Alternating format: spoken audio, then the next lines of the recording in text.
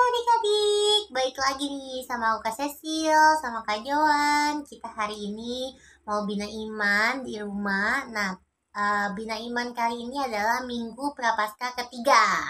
Nah, Minggu Prapaskah ketiga ini kita mau belajar tentang pertobatan.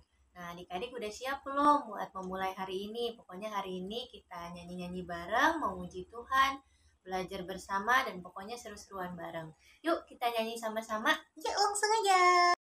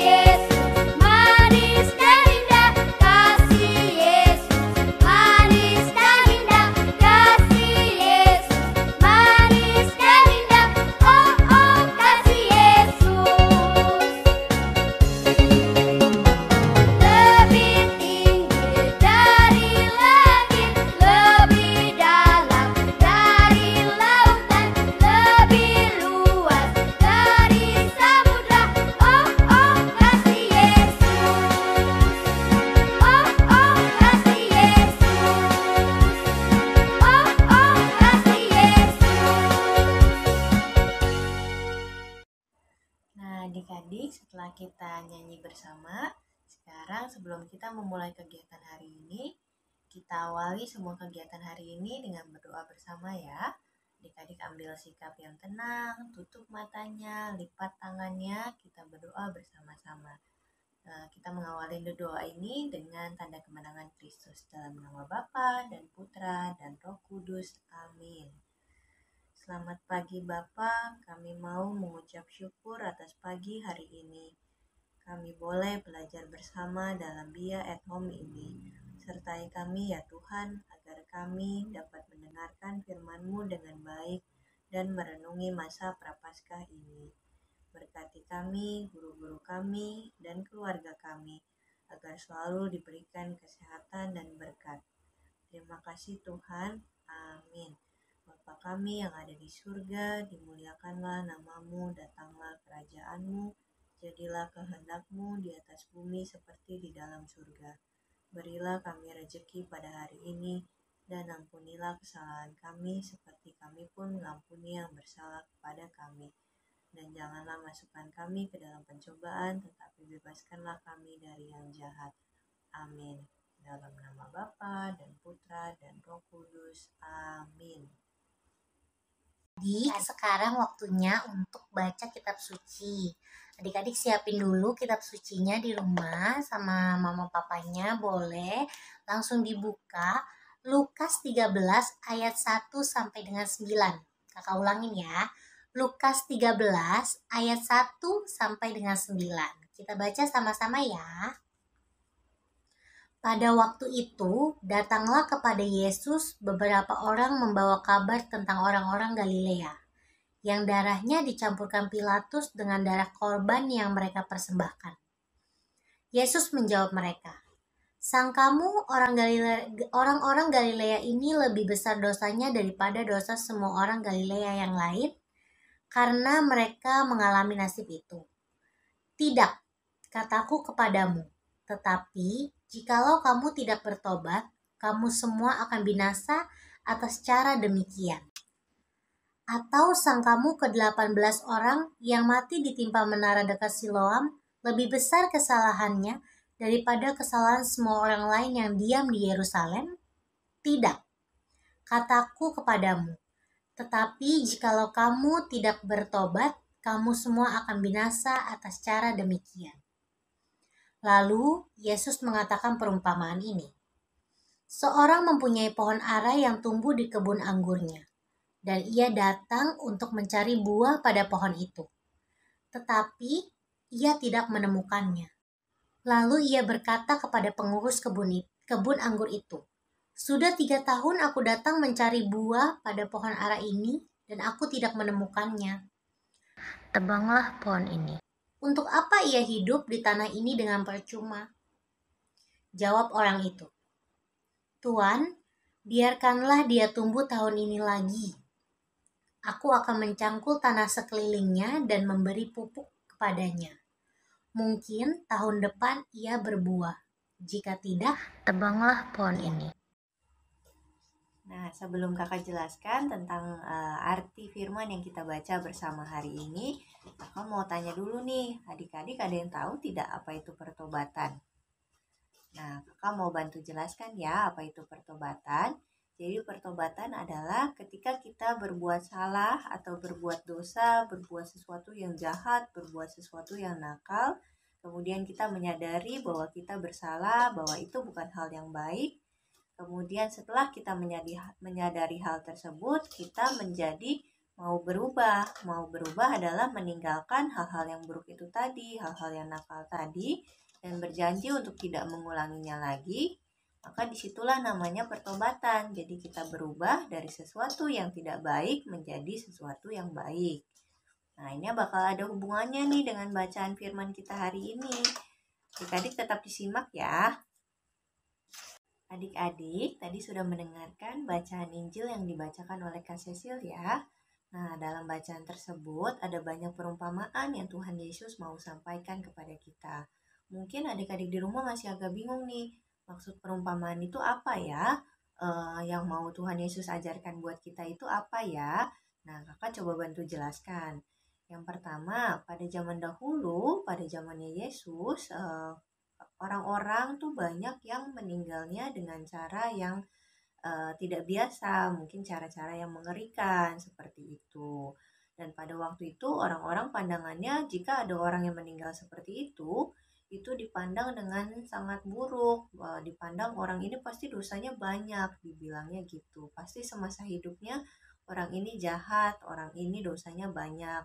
Nah, di situ Tuhan Yesus mau menegaskan, mau mengajarkan kepada orang-orang, kepada kita, bahwa ketika ada orang yang mengalami penderitaan sesuatu gitu, mengalami masalah, tidak boleh kita langsung berpikir, oh ini pasti orang ini mengalami masalah karena dia hidupnya seperti ini. Jadi kita menghakimi, karena kita manusia di dunia ini tidak ada yang berhak menghakimi. Justru hal-hal seperti itu harusnya kita pakai untuk belajar bertobat. Jadi kita berpikir, merefleksikan diri, apakah diri kita sudah cukup baik, apakah diri kita masih banyak kesalahan, dan seharusnya itu dipakai untuk bertobat, bukan untuk menghakimi. Seperti itu. Contoh menghakimi itu gimana sih? Jadi misalnya teman-teman punya teman di sekolahan nih, di sekolahan temannya suka ngisengin teman lain. Suatu hari dia jatuh naik sepeda, langsung adik-adik berpikir kayak, dia pasti jatuh dari sepeda itu gara-gara banyak dosa tiap hari ngisengin orang. Nah, itu tidak boleh seperti itu karena itu termasuk perilaku menghakimi orang lain. Lebih baik kita berpikir, kita memikir kita sehari-hari sudah lebih baik belum ya dari dia, seperti itu. Nah, lalu untuk perumpamaan yang kedua itu adalah tentang pohon ara. Jadi pohon ara ini apa sih? Pohon ara itu adalah sebuah pohon, sebuah tumbuhan yang memang banyak nih waktu pada zamannya Yesus. Dan itu biasanya pohonnya besar, subur, berbuah banyak. Dalam perumpamaan ini Yesus mau sampaikan bahwa ada pohon ara yang sudah dirawat, sudah tumbuh lama, tapi ternyata tidak berbuah. Tapi selalu dibilang dan diberikan kesempatan bahwa sebaiknya pohon ini jangan langsung ditebang, dibiarkan dulu kemudian dipupuki supaya bisa berbuah. Nah, itu artinya apa? Tuhan Yesus mau sampaikan bahwa Tuhan Allah itu sangat rahim, maha rahim. Jadi tidak ada kata terlambat untuk bertobat, tidak ada kata terlambat untuk merubah diri menjadi lebih baik dan berbuah. Sama seperti pohon ini, ketika dia tidak berhasil, Tuhan gak langsung pengen nebang pohon ini, tapi justru dikasih kesempatan. Nah, kesempatan ini adalah untuk bertobat, seperti itu. Nah, setelah kita mengerti tentang perumpamaan yang Tuhan Yesus mau ajarkan, sekarang gimana nih caranya adik-adik menunjukkan pertobatan itu, belajar dari firman kita hari ini, apa sih yang kira-kira kita bisa lakuin setiap harinya? Nah, ada beberapa yang kakak bisa beri contoh kepada adik-adik. Yang pertama, tidak boleh menghakimi teman, seperti orang-orang Galilea tadi. Menghakimi seperti apa? Jadi kita tidak boleh, misalnya ada anak atau teman kita yang berbuat nakal, kita langsung menghakimi, oh anak itu nakal, dia lebih nakal dari aku. Itu tidak, karena menghakimi itu bukan urusan manusia. Jadi yang kita perlu pikirkan adalah bagaimana biar kita tidak melakukan hal yang sama. Kalau memang kita merasa hal yang dilakukan teman kita itu salah, kita tidak boleh mengikutinya, tapi tidak perlu menghakiminya. Kemudian nih, yang kedua, kita harus mau mengakui kesalahan dan minta maaf. Ketika ditegur sama teman kita, ketika kita berbuat salah, memang harus diakui, oh kita bersalah dan kita harus minta maaf. Minta maaf kepada teman kita, minta maaf kepada orang-orang yang mungkin tanpa sengaja juga kita sakitin hatinya. Terutama di masa Prapaskah ini nih, kita harus banyak bertobat, banyak melakukan hal baik. Terus ketiga, setelah kita udah sadar akan dosanya, akan salahnya, udah minta maaf juga, tidak boleh berhenti di situ juga. Kita harus berusaha memperbaiki kesalahan tersebut. Dengan cara apa? Dengan cara tidak mengulangi kesalahannya lagi. Kakak tahu itu pasti susah banget. Nah, kenapa kalau susah tapi tetap harus dilakukan? Karena di situ ada kerahiman Tuhan. Kita harus berdoa, bilang sama Tuhan, Tuhan, hari ini aku berbuat salah. Aku mau minta bantuan Tuhan supaya aku tidak mengulangi kesalahan tersebut. Kalau adik-adik cuma mau berubah tapi mengandalkan kekuatan sendiri itu tidak akan bisa. Tapi kalau adik-adik mau sertakan Tuhan dengan berdoa, meminta kerahimannya, meminta pertolongannya, pasti Tuhan akan tolong. Dan itu akan membuat adik-adik semakin dekat dengan pertobatan dan pada akhirnya siap deh untuk menyambut masa Paskah kita. Tuh. Nah, setelah ini kita akan lanjut untuk doa penutup dan lagu penutup. Adik-adik, hari ini penjelasan dari Kak Joan tadi kan sudah. Nah, sekarang kita mau tutup kegiatan Bina Iman kita dengan doa. Adik-adik ambil sikap doa yang baik, lipat tangannya, tutup matanya, kita hening sejenak, kita mau berdoa, kita mau mengucap syukur kepada Tuhan. Adik-adik ambil sikap doa yang baik. Ini dulu kita buat tanda kemenangan Kristus. Dalam nama Bapa dan Putra dan Roh Kudus. Amin. Ya Bapa, terima kasih hari ini kami boleh belajar tentang firman-Mu. Kami kembali diingatkan untuk mau mengakui kesalahan, meminta maaf, dan selalu berdoa. Ajari kami ya Tuhan, agar kami mampu menjadi anak yang baik dan murah hati, sebagaimana Tuhan Yesus selalu ajarkan. Berkati kami, keluarga kami, dan teman-teman kami ya Tuhan. Amin.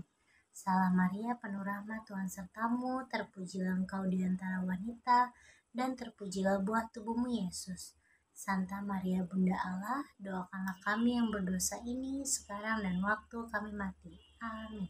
Dalam nama Bapa dan Putra dan Roh Kudus. Amin.